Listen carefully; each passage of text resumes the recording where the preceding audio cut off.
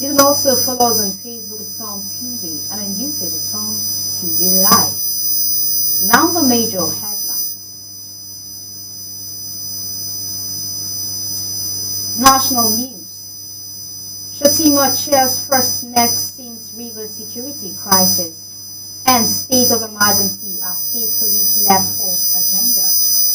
Delta Governor Oborowori defection to ruling APC spark trends on political dynamics in Delta. Keyamo meets NIMET workers over striking phase of fight disruption to continue talk. International news. WHO warns of global immunization setback as measles and meningitis research amid funding costs. Business news. Customs seized 939 million naira worth of rice in Q1 of 2025. Entertainment news. Falz announces May 30th release date for 6th studio album, The Feast. Sport news. Nigeria target 4 events at World Relays, including mix of 4x100 meters set for debut in Guangzhou, China. I am Bridget James and now the news in full. Vice President Kashim Shettima on Thursday presided over the 149 meetings of the National Economic Council at the State House in Abuja. This is the first NEC meeting since President Bola Tinubu declared emergency rule in Rivers State. Present at the meeting were the State Sole Administrator Vice Admiral Ete Ibas and Delta State Governor Sharif Oborowori, who recently defected from the People's Democratic. The All Progressive. Please stay tuned. We'll be right back with more exciting updates on Psalm TV.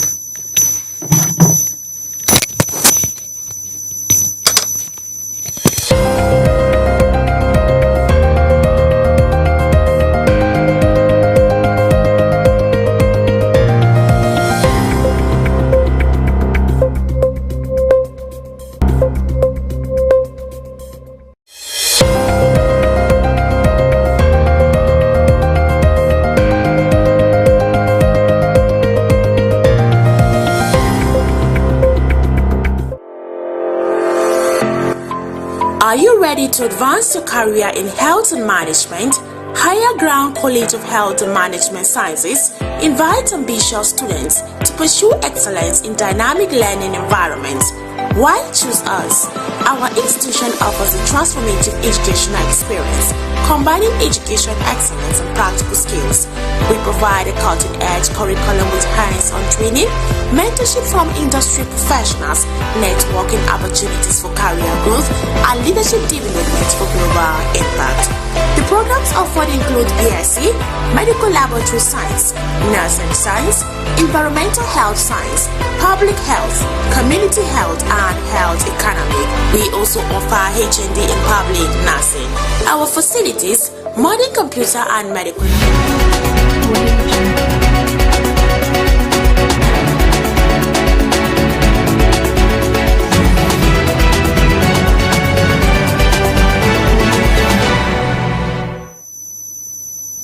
Welcome back. Vice President Kashim Shettima on Thursday presided over the 149 meetings of the National Economic Council at the State House in Abuja. This is the first NEC meeting since President Bola Tinubu declared emergency rule in Rivers State. Present at the meeting were the State Sole Administrator Vice Admiral Ibok Ete Ibas and Delta State Governor Sharif Oborowori, who recently defected from the People's Democratic Party to the All Progressive Congress alongside his predecessors, Ifeanyi Okowa. The meeting, which began around noon, did not include discussions on the creations of state police. Despite recent speculations, the NEC, comprising all 36 state governors and relevant federal agencies, is Nigeria's top economic advisory body. Thursday's deliberations took place amidst ongoing security concern with recent attacks in Plateau, Benue, Borno, and Enugu State, resulting in over 120 deaths in Plateau alone.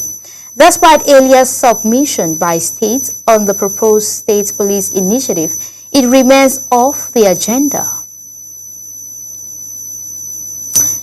In a related development, the All Progressive Congress Governors Forum has praised Governor Sheriff Oborevwori for his decision to defect from the People's Democratic Party to the APC. Governor Oborevwori, along with his political structure, joined the APC on Wednesday, a move seen as strategic for securing his second term in office in 2027. Imo State Governor and Chairman of the Progressive Governors Forum, Hope Uzodinma, welcomed Oborevwori into the APC, highlighting his defections as an alignment with the national directions and a strong endorsement of the party's developmental vision under President Bola Tinubu. Uzodinma emphasized that supporting President Tinubu's agenda is not just a partisan act, but a commitment to national progress. The governor further noted that recent meetings within the Nigerian Governors Forum acknowledged the positive impact of the president's policies, including economic reforms and infrastructural developments. Governors reaffirmed their support for the president's agenda aimed at uplifting the nation. The Minister of Aviation and Aerospace Development, Festus Kayamo, on Thursday entered a closed-door meeting with striking workers of the Nigerian Meteorological Agency in Abuja in an effort to resolve the ongoing industrial disputes. The strike, which began at midnight on Tuesday, has disrupted flight operations across the country. While some airlines such as XEJet, Aero Contractors, and Ibom Air managed to operate as scheduled on Wednesday, Airpeace suspended all flights, citing the absence of critical weather report required for safe landing. In a statement, Airpeace said it halted operations nationwide due to the unavailability of weather reports. Passengers were seen stranded at Lagos Airport terminals as the strike impacts deepened on Thursday, confirming the meeting. The Director of Public Affairs and Consumer Protections at the Nigerian Civil Aviation Authority, Michael Okumugu, posted on X that Kayamo was in talk with the unions, the Director General of NCAA, Captain Chris Najoba, and other stakeholders to address the workers' demands. The Niger Delta Development Commission, in collaborations with the International Fund for Agricultural Development, has commenced a 5-day capacity building program for 60 junior staff from Akwa Ibom, Imo, and Rivers State, held at the Delta Songhai Farm in Sapele, Delta State. The training aims to equip participants with innovative agricultural and agribusiness skills under the Life ND initiative. Speaking of the event opening, the National Coordinator of Life ND, Dr. Abiodun Sani, represented by Mrs. Ngozi Ohenhesi, stated that the program is designed to enhance the supervisory capacity of NDDC staff and ensure continuity in the agency's development. He projected that 12,750 beneficiaries will be trained in the first phase. The training focuses on the incubatee model to foster agribusiness among rural women and youth in Niger Delta, prioritizing commodities such as rice, cassava, plantain, oil, palm, cocoa, poultry, and fishery. Dr. Winifred Madume, represented at the event, urged participants to take full advantage of the opportunity, emphasizing the need to prepare younger staff to take on future leadership roles. Director of Agriculture and Fisheries at the NDDC, Mr. Frank Oputu Tonye, reaffirmed the Commission's commitment to sustaining the project through counterpart funding and expressed confidence in their training potential to enhance agricultural productivity in the region.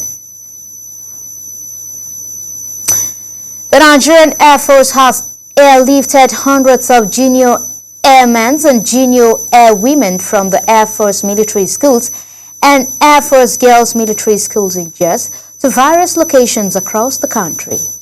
The operations conducted using the NAV C-130 and ATR-242 aircraft was part of a special mission to support personnel and their families. In a statement shared on its official X handle, the NAV noted that the mission was in line with the leadership philosophy of the Chief of Air Staff, Air Marshal Hassan Bala Abubakar, emphasizing people first, mission always. The airlift was described as a morale-boosting gesture of families, offering reassurance and strengthening trust in the force. In a related development, stakeholders in the North Central Zone have expressed concern over the continued delay in completing the Jos Inland Container Depot. 19 years after its inauguration, the JICD, located in Haipang, Plateau State, was intended to boost export cargo handlings, reduce congestions at seaports, and spur economic growth. However, it remained less than 40% completed due to various setbacks, including the 2014 demolitions and the 2021 buyout of the initial concessionaire by the Plateau State government at a stakeholders meeting organized by the Nigerian Shippers Council in Jos. Participants lamented the project's stalling and the economic opportunities lost. They urged the federal government to ensure rail connectivity to the site to facilitate the movement of agricultural products and reduce losses for local farmers, responding as NSC Executive Secretary Pius Akuta assured that efforts were on the way to make the dry ports operational, including seeking financially capable investors. He noted the Minister of Marine and Blue Economy directive to prioritize investors with the capacity and commitment to deliver on the projects.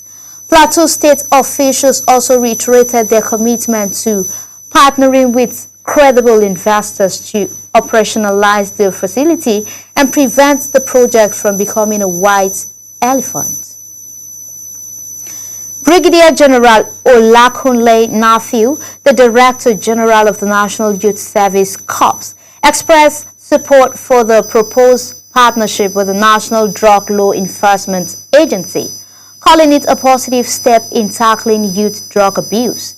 He described the idea of introducing drug tests for corps members as a good suggestion, but explained that it will require changes to existing NYC policies, as it is not currently allowed under the NYC Act. Despite this, Nafiu assured the NYC is ready to support the NDLA effort by deploying corps members with the right qualification in health and counseling to the agency's rehabilitation centers across the country.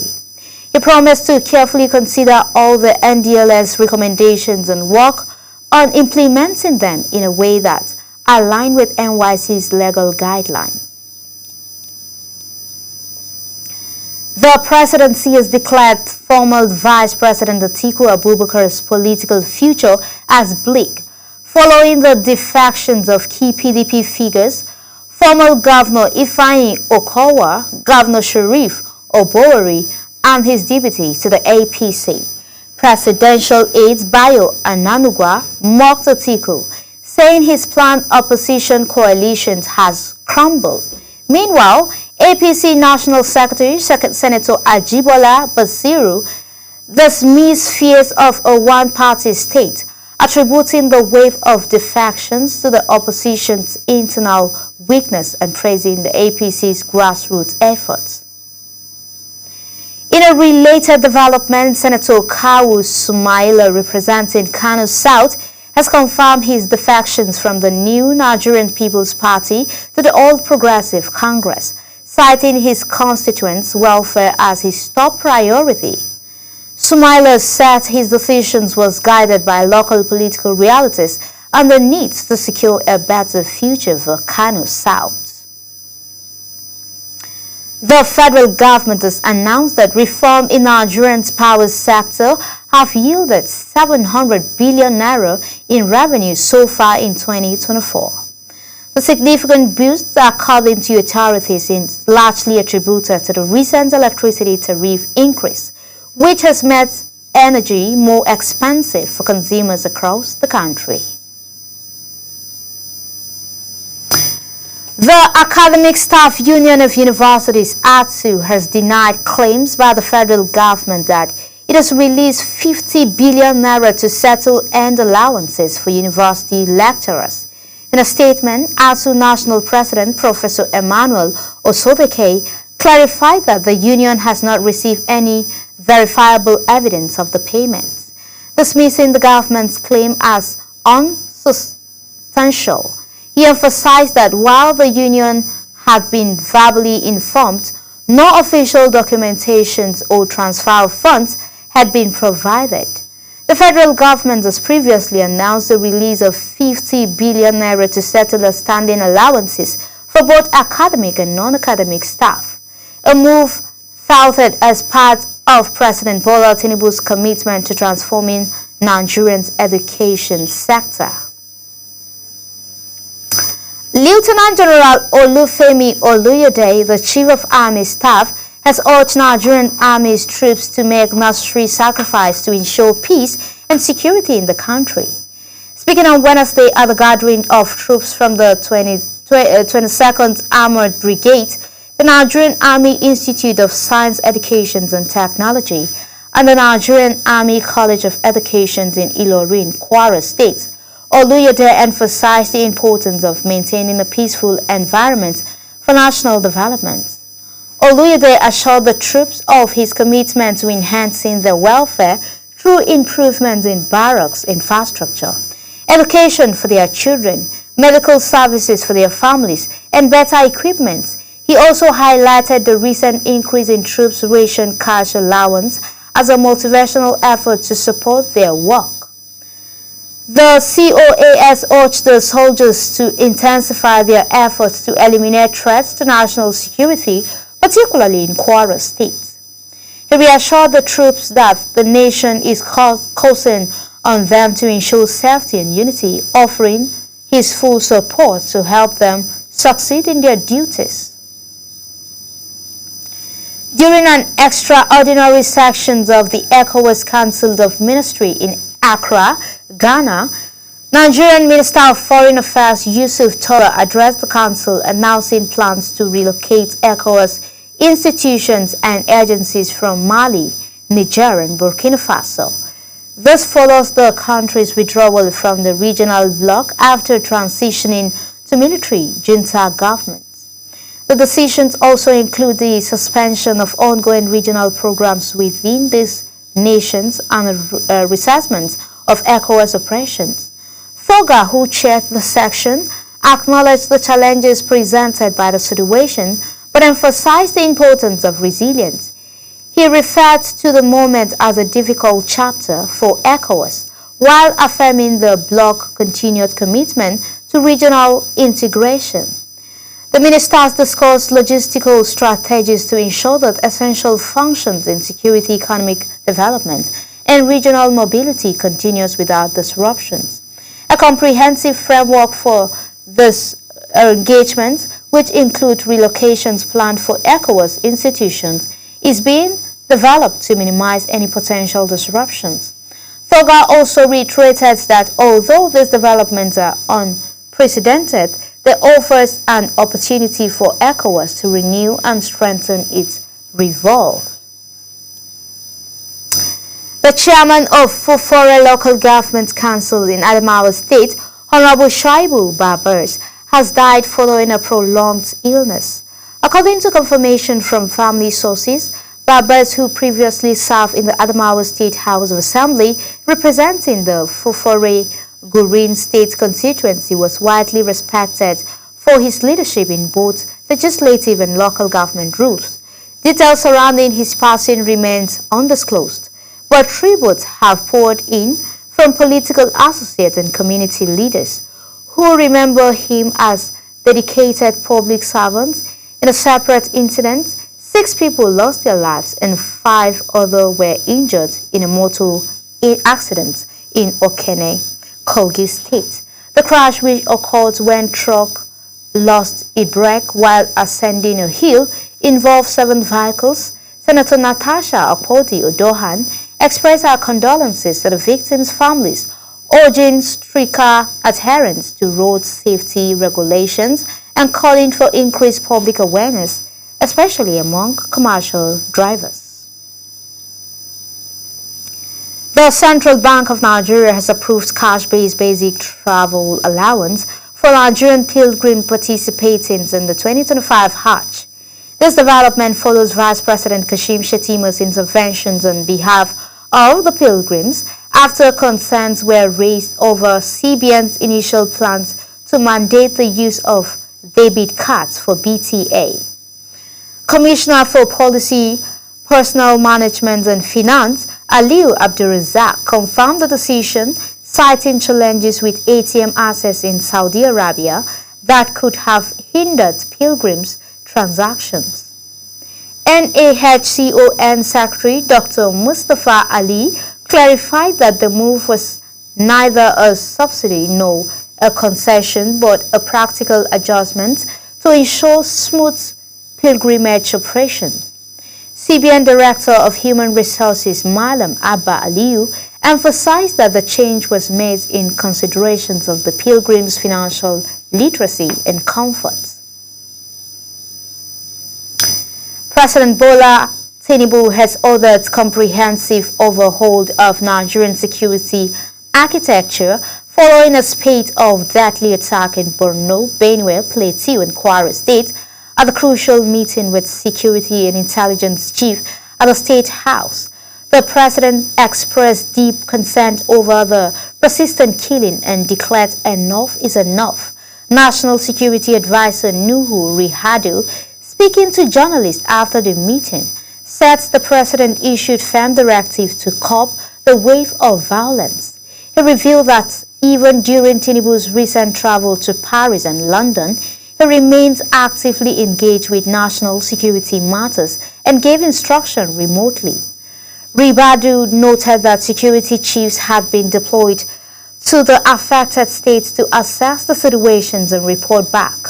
The President has now mandated greater coordinations with local governments and communities, emphasizing a shift from centralized responses to more grassroots engagements. The aim, Rimadu said, is to restore peace and protect the lives of Nigerians across all regions. Troops of Operation Lafiya Jama repelled the military attacks on Tigbe community in Plateau State on Wednesday, killing 1 gunman and apprehending 2 others after a pursuit in the neighboring Kaduna State. The incident, which occurred around 9 a.m., triggered panic as armed men stormed the area. Responding swiftly, soldiers engaged the attackers in a fierce firefight, forcing them to flee into a Baduru summer bush. The troop pursued the assailants, resulting in the death of 1 suspect and the capture of Sani Adamu, 40, and Buhari Muhammad, 20. Security forces also recovered 42 stolen cows and 20,200 naira. 2 civilians were killed and 1 seriously injured during the attack. Lance Corporal Tob Ajayi sustained injuries and is receiving treatment at the 3 Division Medical Services and Hospital. The suspect remained in custody as operations continue to flush out remaining threats.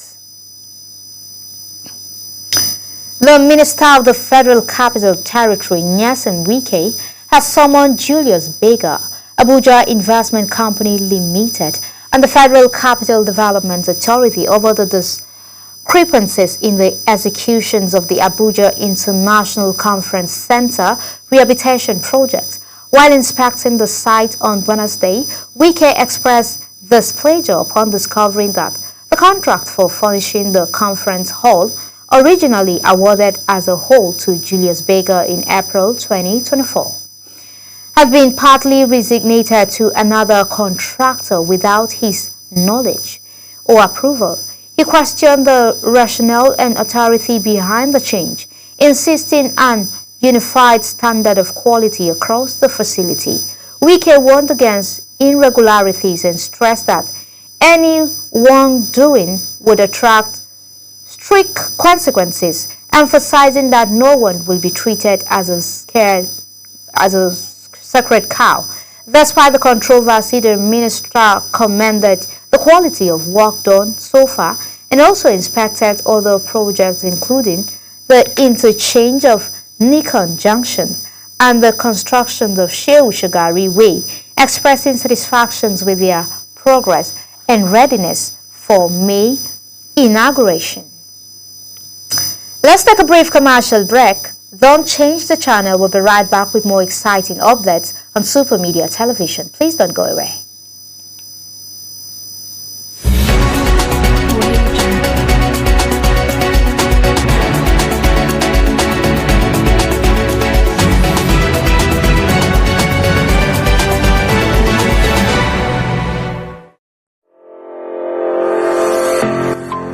Are you ready to advance your career in health and management?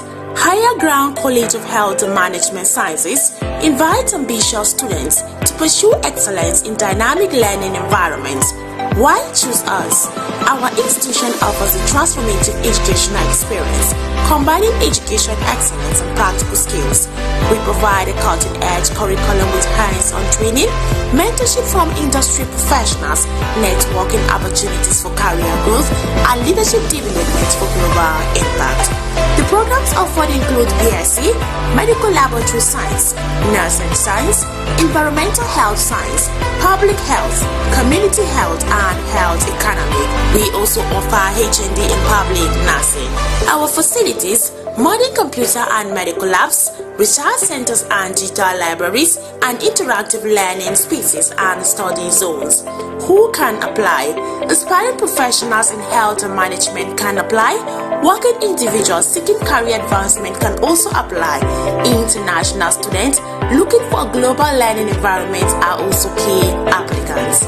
Application requirements are 5 SSC credits, including English and Mathematics, German entrance exam scores, medical report, birth certificate, local government industry letter, recommendation letters. Why Higher Ground? We offer work-study programs, flexible payment, and a supportive academic environment. Apply today. Visit www.highergroundcollege.edu or our campuses at Lab opposite VCA Jalingo, Taraba State, and opposite Army Barracks, Tako, Taraba State. Take the first step towards a brighter future. Choose Higher Ground College.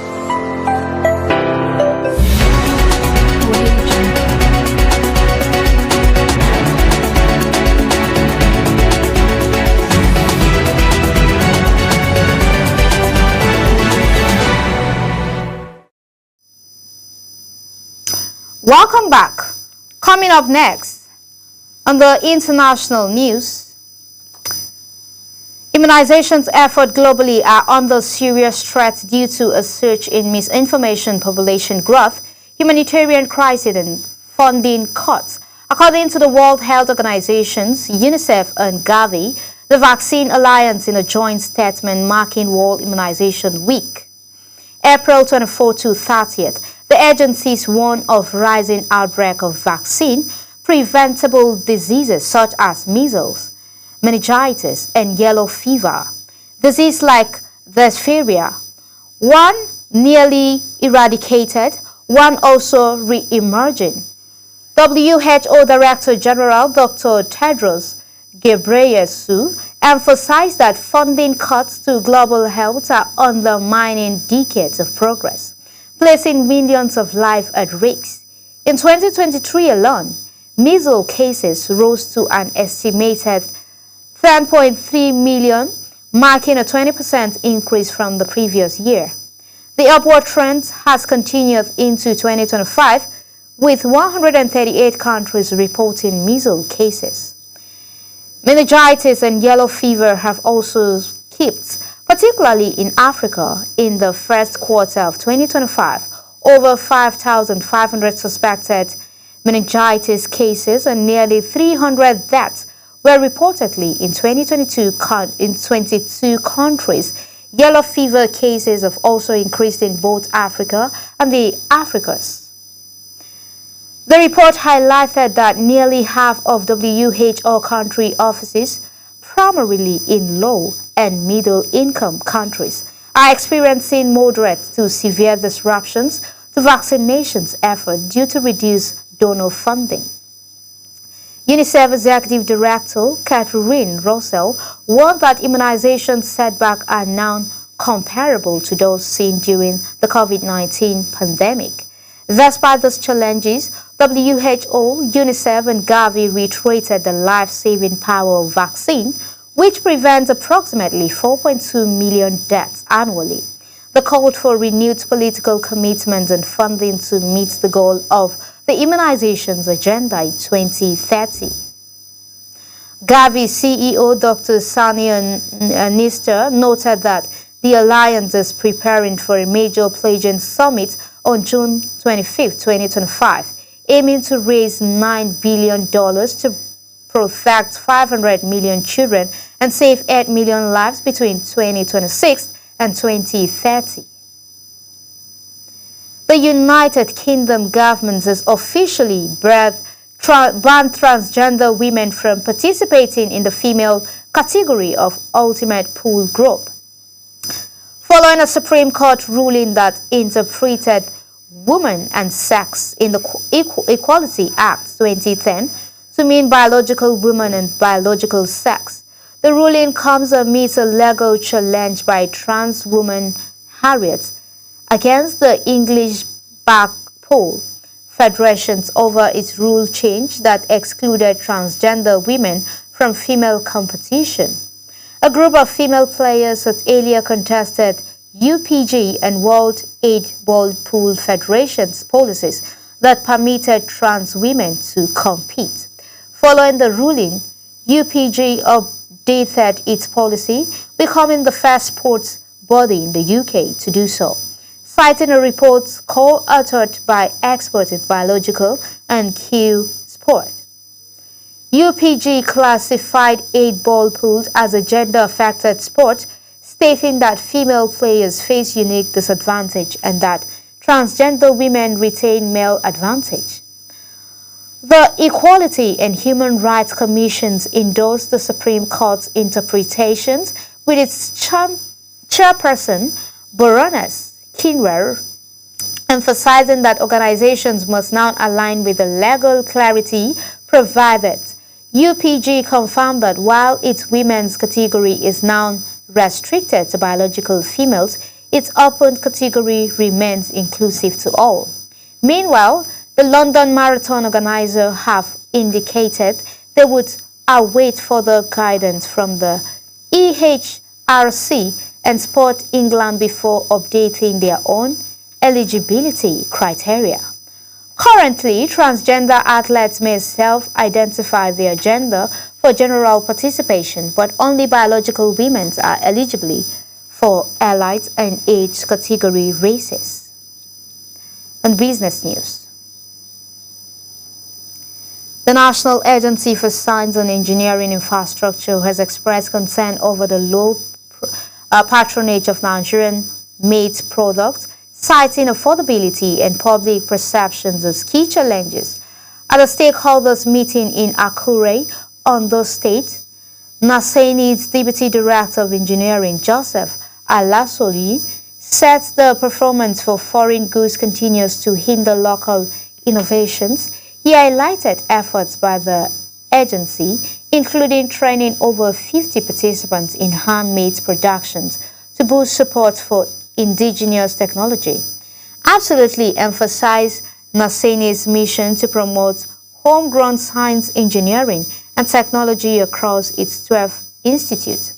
With President Bola Tinubu serving as its chairman, the agency's strategic focus captured in 3 Cs: creations, collaborations, and commercialization. has led to innovations like solar irrigation system, CNG conversion centers, locally made laptops, and electric tricycles. Deputy Vice Chancellor of the Federal University of Technology, Akure, Professor Samuel Oluyamo, criticized the federal government for inadequate research fundings. He noted that many academic innovations stall due to poor commercialization support and infrastructure, calling for greater investment in university research to derive national technological advancements. The Nigerian Customs Service reported that rice was the most seized commodity in the first quarter of 2025, with 159 cases involving 1,305 bags valued at 939 million. Controller General Adeniyi disclosed this in Abuja while outlining the service Q1 activities. Petroleum product followed with 61 seizures, totaling 65,819 liters, valued at 43 million naira. The service also intercepted 22 narcotic cases worth 730 million and 3 major wildlife product seizures, valued at 5.6 billion naira. Other items confiscated included textile fabric, 134 million naira, reiterated tires, 104 million naira, and pharmaceutical 17.1 million naira. Adeniyi emphasized the agency's strategic focus on curbing high volume and high risk smuggling through intelligence-led operations, enhanced surveillance, and interagency collaborations. He also highlighted progress in the rollout of the locally developed Odogu Customs Clearance Platform and the launch of the Authorized Economic Operators Program, aimed at improving trade efficiency for compliance businesses. On entertainment news, popular Nigerian rapper Falz has announced that his sixth studio album titled The Feast will be released on May 30, 2025. The artist shared the update via his Instagram page, thanking fans for their patience and expressing excitement about the upcoming project. Falz, who began his music career in 2009 and gained mainstream recognition in 2011 with the hit single What's Up Guy, is known for blending entertainment with social commentary. The 34-year-old also has a strong presence in the film industry and is celebrated for his versatility and activism through music. On to sport.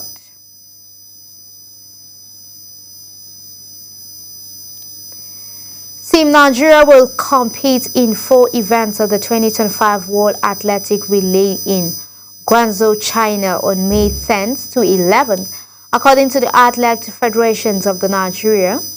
The events include the men's and women's 4x100 meters, the 4x100 meters mixed relay, and the newly introduced 4x100 meters mixed relay. The main sprint theme featured Alaba Akintola, Udodi Okrizi Favor Ache, Carlington Onugba, and Osherishe Isikiri. The women's team includes Rosemary Chukuma, Success Umukoro, Tina Eyekpayeng, Favor Okpili, Jennifer Chukuka, Obi, and world record holder Toby Omusa. The 4x100 meters mixed team comprises Chidi Okezi, Ifeanyi Ojeli, Samson Nathaniel, George Patience, Okon Press, Adama Dudu, and Omolara Okumakinjo.